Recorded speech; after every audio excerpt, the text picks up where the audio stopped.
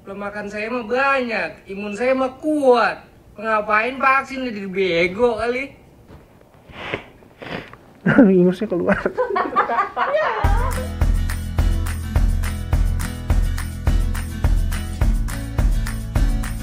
Halo, saya Dokter Abi dari Alo Dokter. Apa kabar nih? Semoga tetap sehat-sehat aja ya. Nah, kali ini kita ada di konsep baru dan di set yang baru. Keren nggak kira-kira? Kalau keren komen di bawah ya.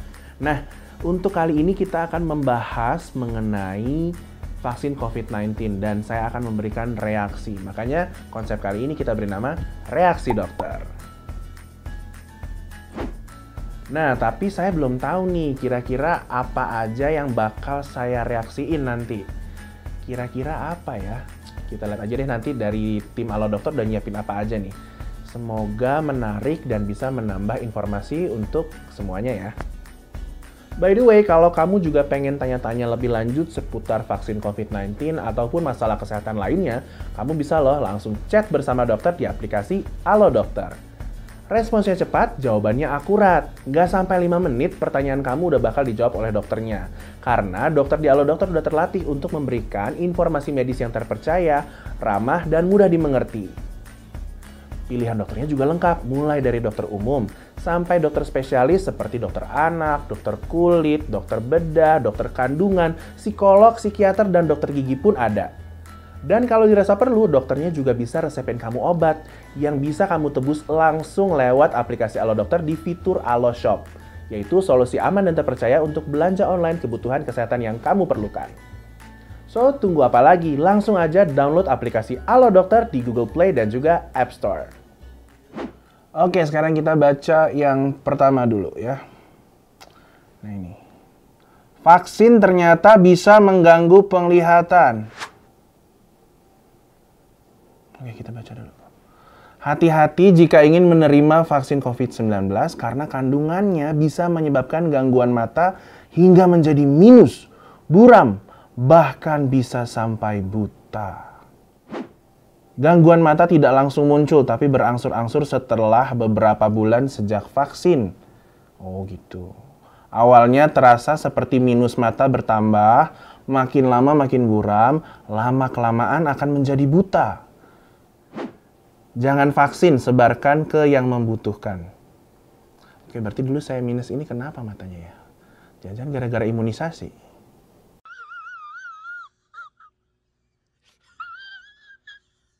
Bukan karena saya keturunan mata minus di keluarga.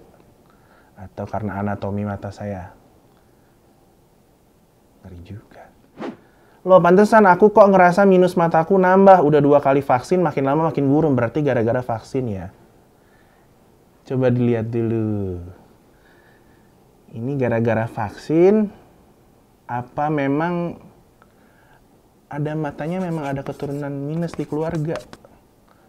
Atau sehari-harinya gimana? Matanya lagi mungkin baca mulu atau nonton mulu karena di rumah aja? Atau apa? Kecapean? Apa udah dicek? Beneran matanya minusnya nambah apa enggak? Makanya itu jangan sembarangan masukin apa-apa ke tubuh kita, mana tahu isinya berbahaya. Bagus, memang kita nggak boleh masukin apa yang berbahaya ya, tapi setahu saya vaksin setelah diuji, makanya bisa disuntikan ke halayak ramai, itu karena sudah teruji dan efek sampingnya sudah diminimalkan. Jadi tidak menyebabkan hal-hal yang berbahaya seperti kebutaan ini. Yang kedua, oke, siap-siap. Adakah vaksin yang aman? Minum aja. Cocok untuk imunitas dan kecerdasan anak. Oke. Dari bahan yang aman, herbal, manis, anak pun doyan. Usia 0-2 tahun cukup 4 tetes pagi.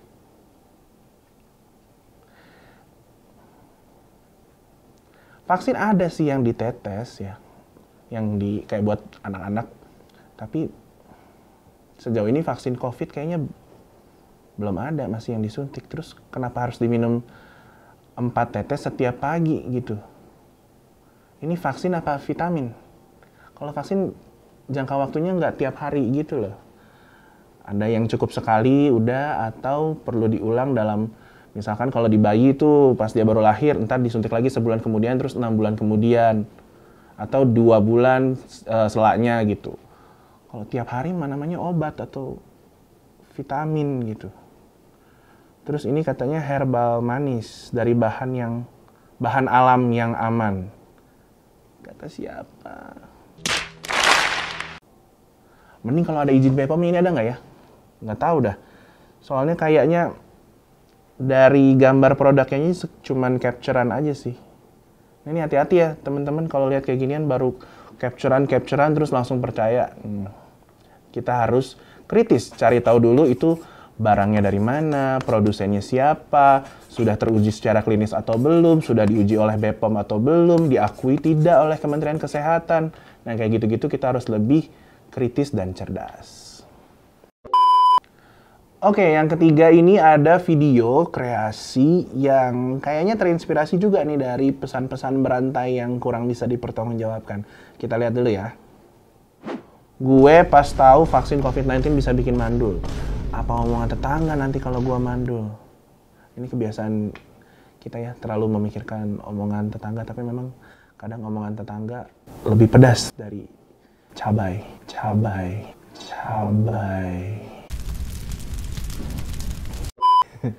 Terus nanti gimana kalau nggak ada laki-laki yang mau sama gue? Nyokap dan bokap juga udah pengen nimang cucu nih, aduh. Fix nggak pernah bisa ngerasain jadi ibu dong. Tapi ini berita hoax atau beneran nih? Udahlah, nggak usah divaksin, rajin minum vitamin aja kali ya. Nah, sejauh ini memang belum ada penelitian yang bilang kalau vaksin ini bisa bikin berkurangnya kesuburan atau bahkan menyebabkan kemandulan. Sehingga sebenarnya kita nggak perlu khawatir ya kalau melihat berita-berita seperti ini. Ini yang sebenarnya cukup berbahaya ketika berita yang tidak bisa dipertanggungjawabkan seperti ini terus menyebar luas. Akhirnya orang jadi berpikir, udahlah nggak usah divaksin, rajin aja minum vitamin. Padahal itu dua hal yang berbeda dan sebaiknya dilakukan bersama-sama karena saling melengkapi, bukan salah satu. Jadi kalau memang tubuhnya bisa divaksin, artinya secara fisik itu sudah cukup aman untuk divaksin, ya divaksin aja, jangan bingung-bingung gitu. Kalau memang efek sampingnya seberat ini, tidak mungkin akan dianjurkan untuk masyarakat luas. Oke? Jadi harus think smart. Oke, sekarang yang keempat, ini ada lagi pesan yang disampaikan lewat grup ya. Grupnya grup RT, biasanya kan kalau grup RT kita tahu untuk japrian antara warga ya. Jadi biar ada informasi yang terjalin dan kita bisa tahu masing-masing keadaan keluarga ataupun tetangga kita gimana. Misalkan ada yang sakit, butuh bantuan, biasanya dari situ. Tapi kadang-kadang suka juga nyelip pesan-pesan yang menyebarkan keresahan antara warga. Kita lihat ini pesannya seperti apa. Ini dari Bu RT-nya bilang bahwa akan ada vaksinasi untuk ibu hamil pada tanggal 20 Oktober. Nah, silakan para bumi untuk mendaftar dengan bawa keterangan dari dokter kandungan masing-masing. Nah, ini bagus nih sebenarnya. Dari Bu RT-nya udah juga ikut proaktif untuk menjalankan program vaksinasi, terutama di wilayah keluargaannya dia. Dan ini satu hal yang perlu kita patut contoh. Kalau misalkan ada Ibu RT, Pak RT yang lagi nonton juga, kita harus kayak gini nih. Jadi kita jemput bola supaya semakin banyak yang divaksinasi. Terus, nah ini ada yang satu ibu-ibu yang mungkin sedikit ada keresahan. Dia bilang, saya izin nggak ikut vaksin. Maaf, saya masih ragu untuk vaksin pas lagi hamil gini. Vaksin itu kan masih uji coba, jadi saya takut nggak aman buat janin. Nanti kalau janin saya kenapa-napa, siapa yang mau tanggung jawab coba? Terus dijawab, Bun, udah banyak penelitiannya kok vaksin ibu hamil itu aman, jangan takut vaksin. Ibu tersebut balas lagi, maaf Bun, tiap orang kan beda-beda, jadi jangan paksa saya untuk vaksin kalau memang saya nggak mau. Oke. No, God, please, no, no! Nah, ini ada beberapa yang harus kita highlight ya. Pertama, wajar banget kalau seseorang tuh takut untuk divaksin. Artinya maksudnya bukan sampai dia ketakutan juga ya, maksudnya dia pengen tahu apa sih yang disuntik ke dalam tubuhnya. Dia jadi memiliki suatu keresahan akan sesuatu yang akan dimasukkan ke dalam tubuhnya. Tetapi biasanya kebanyakan orang akan menggunakan keresahan ini untuk mencari tahu apa sih yang akan dimasukkan ke dalam tubuhnya saat divaksin itu. Nah, setelah dia mencari tahu dengan cukup, maka dia akan tahu dia perlu divaksin atau tidak. Nah, dalam hal ini, ibu ini mengalami keresahan karena dia ragu-ragu vaksinnya ini masih diuji coba, aman apa enggak buat janin. Nah, mungkin ini adalah masalahnya di kurangnya informasi yang didapatkan oleh ibu ini. Karena pada awalnya kita tahu sendiri bahwa ibu hamil tidak dimasukkan ke dalam kelompok yang harus langsung mendapat vaksinasi. Karena butuh penelitian yang lebih lanjut. Nah, seiring perjalanan setelah hampir 1 tahun pandemi, itu diteliti terus vaksin mana aja yang boleh buat ibu hamil, buat ibu menyusui. Apalagi jumlah ibu hamil dan ibu menyusui yang terkena COVID bertambah, artinya juga dampaknya bagi ibu hamil, terutama pada janin maupun bayinya, itu juga ikut meningkat. Dan dikhawatirkan kalau tidak diberikan vaksinasi, maka ibu hamil tidak mendapatkan manfaat dari vaksin tersebut dan akhirnya justru mendapatkan dampak yang tidak diinginkan. Nah, ternyata setelah diteliti, ada jenis-jenis vaksin yang cukup aman untuk ibu hamil. Nah, itu bisa dilakukan.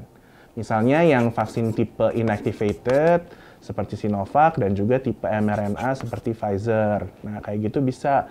Tapi misalkan ada kekhawatiran, coba dikonsultasikan dulu ke dokter kandungannya. Gitu.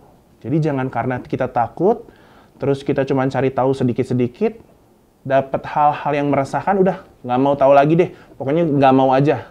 Nah, jangan, sayang banget. Karena ini adalah salah satu cara untuk mendapatkan perlindungan. Terutama di tengah pandemi yang belum selesai ini.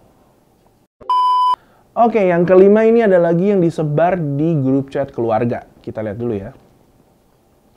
Vaksin COVID-19 dari hati ikan hiu. Nah, udah pada denger belum? Ada vaksin COVID-19 yang dibuat dari hati ikan hiu. Nanti kita bahas nih ya. Kita baca dulu.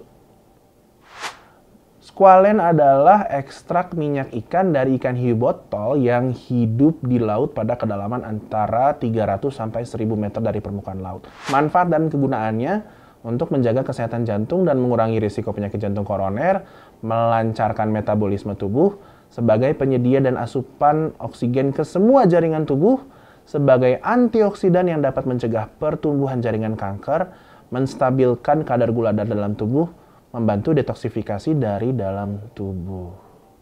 Oh, ini jualan ceritanya.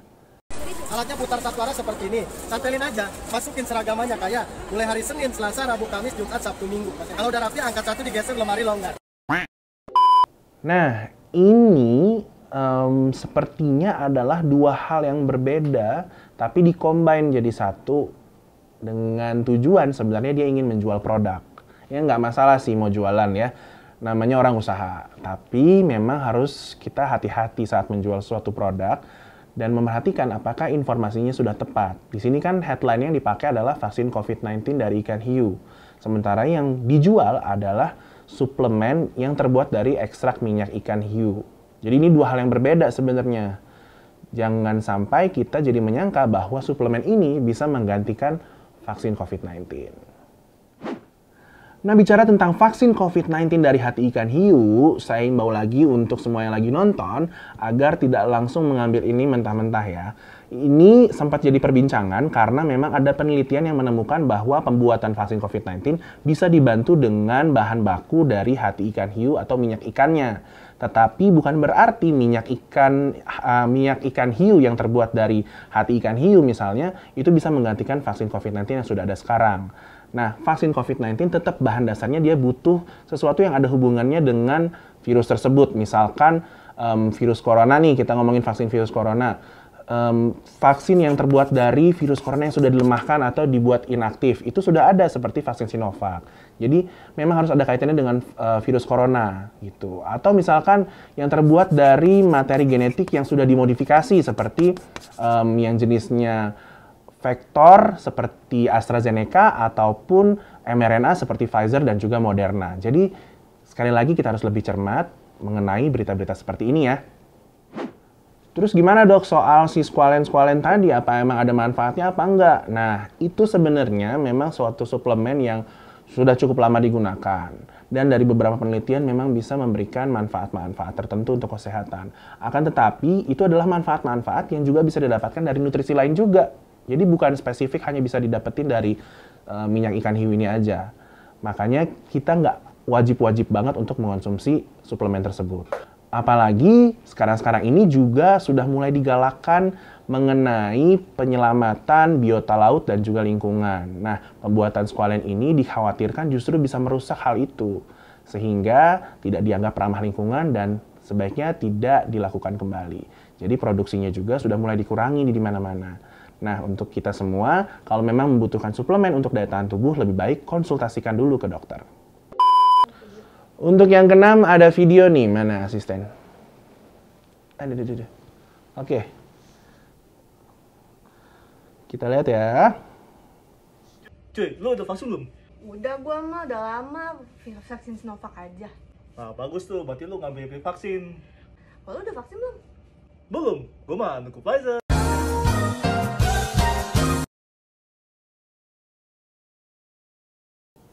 Ini definisi labil ya teman-teman ya. Kalau temen kayak gini rada ngeselin ya kadang-kadang. Lu udah makan belum? Udah, gue udah makan ayam goreng. Oh ya udah bagus, lu nggak pilih-pilih makan. Terus lu udah makan belum? Belum. Apa gunanya? Itu sekedar basa-basi ya. Nah, sekarang kita harus lebih pintar ya membuat basa-basi yang tidak basi. Oke? Nggak. Tapi maksudnya nih, bercandaan kayak gini nih, maksudnya apa gitu loh. Maksudnya mau apa tujuannya? Apakah ingin memberikan apresiasi kepada temennya kalau dia tidak pilih-pilih vaksin? Tapi kenapa harus di akhirnya seolah-olah dia sudah membuat keputusan yang tepat dan lebih baik untuk menunda karena dia memilih salah satu jenis vaksin? Nah, hati-hati teman-teman. Kalau misalkan hal-hal seperti ini tuh kadang kita anggap sepele, kita anggap sebagai bercandaan yang sambil lalu doang. Padahal bagi orang lain mungkin jadinya kepikiran, loh berarti jangan-jangan kemarin saya salah langkah nih udah vaksin duluan. Mungkin harusnya sama seperti dia, saya nunggu vaksin yang nanti aja. Lebih bagus gitu. Padahal enggak, karena sampai sekarang nggak ada tuh kita bisa membuktikan vaksin ini yang lebih baik, vaksin ini yang lebih buruk gitu. Ya bisa sih dibuktikan, tapi ternyata sampai sekarang belum ada bukti yang bilang kayak gitu. Karena lagi-lagi, efikasi itu hanya di atas kertas, tapi efektivitas kita yang menentukan. Kapan ditentukannya adalah setelah kita divaksin, bagaimana protokol kesehatan kita sehari-hari. Kalau bagus, maka efektivitas vaksinasi juga akan didukung oleh gaya hidup kita sehari-hari. Oke, sekarang lucky number 7, nomor 7 ya. Buset, lihat dulu keadaannya. Vaksin aman apa kagak? Belum makan saya mah banyak, imun saya mah kuat. Ngapain vaksin jadi bego kali? Ingusnya keluar. Oke. Ya gimana ya? Ini kocak sih, mirip sama video yang baru-baru ini viral. Tapi ada beberapa kata-kata yang mesti kita cermatin. Memang kocak, tapi kalau kita jadi ngertiinnya secara harafiah yang dikatakan dan kita telan bulet-bulet, ya nanti hasilnya juga kocak. Ya. Sedangkan kita kan gak pengen nih hasil yang kocak untuk kesehatan kita. Kita pengennya hasil yang bagus untuk kesehatan kita. Nah, kita perhatikan kata-kata dia tadi. Kata-katanya adalah vaksin dilihat-lihat dulu nih. Jangan-jangan malah bikin kecerdasan berkurang. Nah, ini adalah suatu hal yang oke lah kalau memang kita concern sama kesehatan kita. Karena kita belum tahu apa itu vaksin. Lagi-lagi, saya tekankan kalau memang kita nggak tahu akan sesuatu hal, kita cari tahu. Bukannya kita jadi kemudian menutup diri terhadap suatu perkembangan. Terlebih ini adalah suatu perkembangan yang membantu perlindungan diri untuk menambah kesehatan kita dan menghindari dampak buruk dari infeksi virus corona. Dan sejauh ini dari penelitian yang ada, belum ada tuh yang membuktikan bahwa ada pengaruhnya terhadap kecerdasan. Jadi nggak perlu terlalu khawatir soal itu. Benar, memang kalau makan bagus, imun bagus, itu adalah suatu hal yang sangat-sangat bermanfaat untuk daya tahan tubuh. Jadi kalau makan makanan yang bergizi, kemudian kita berolahraga, istirahat yang cukup, imunitas kita pun jadi kuat, penyakit-penyakit kronis kita juga jadi terhindar. Itu memang suatu hal yang sangat bagus untuk kesehatan. Tapi kita juga nggak bisa nih gegabah hanya berpegang sama itu aja. Karena saat ini kita sedang berada di tengah pandemi yang artinya jumlah penyebaran virus ini sangat tinggi. Apalagi di Indonesia juga kemarin sempat meningkat jumlah penyebarannya. Meningkat jauh. Dan kita harus melewati PPKM berkali-kali baru angkanya bisa turun. Nah, baru turun ini jangan kita lupain. Begitu aja terus kita kembali ke gaya hidup yang sembrono. Kita nggak melakukan protokol kesehatan. Ya dampaknya tentu bisa berakibat buruk. Dan kita nggak mau kan makin lama harus PPKM terus, makin lama harus lockdown terus. Kita pasti pengen cepat balik ke kehidupan kita seperti sedia kala. Untuk itu, kalau bisa mendapatkan vaksinasi, jalani vaksinasi sesuai anjuran dokter. Dan tidak perlu terlalu khawatir. Karena kalau memang dampaknya buruk untuk kesehatan, ya masa sih kita kasih tahu ke masyarakat untuk melakukannya? Masa sih Kementerian Kesehatan memberikan sesuatu tanpa riset? Gitu. Oke, dari berbagai hal yang kita lihat tadi, kita bisa menyimpulkan kalau memang masih cukup banyak masyarakat yang khawatir untuk divaksinasi, sehingga dirinya menolak untuk divaksin. Nah, hal seperti ini, salah satu penyebab utamanya adalah kurangnya informasi atau kesalahan informasi yang diterima. Untuk itu, sekali lagi saya tekankan, kalau memang kita tidak tahu kebenaran suatu hal atau kita tidak tahu sama sekali mengenai suatu hal, cari tahu dulu informasi secukupnya. Saat ini sudah banyak sekali informasi yang diberikan ke masyarakat mengenai vaksinasi COVID-19. Termasuk Alo Dokter juga sudah memberikan banyak video-video informatif mengenai vaksin COVID-19. Ada juga artikel yang terdapat di website maupun di aplikasi Alo Dokter yang bisa dibaca untuk mendapatkan informasi seputar hal ini.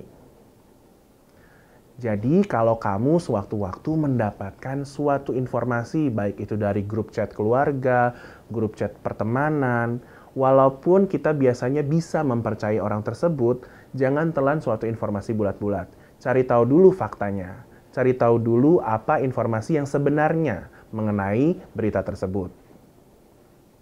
Supaya kalau ada berita yang ternyata menyimpang atau salah atau misleading, itu kita bisa tahu dan kita tidak menjadi ketakutan. Daripada kita ketakutan dan semakin menyebar ketakutan, lebih baik cari tahu dulu faktanya. Tapi dok, vaksin itu kan nggak 100% efektif. Betul, memang vaksin itu tidak memberikan 100% perlindungan bagi kita dari infeksi virus corona. Akan tetapi vaksinasi sudah diketahui dapat menurunkan resiko dampak dari infeksi virus corona.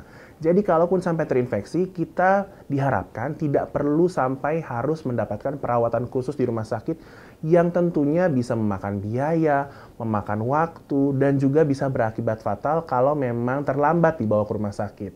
Nah, dengan vaksinasi ini, diharapkan daya tahan tubuh kita sudah punya antibodi yang cukup untuk melawan virus corona. Tapi tetap nggak cukup vaksin doang. Kita tetap memerlukan prokes yang lainnya. Pakai masker, menjaga jarak, dan menghindari mobilisasi. Serta menjauhi kerumunan.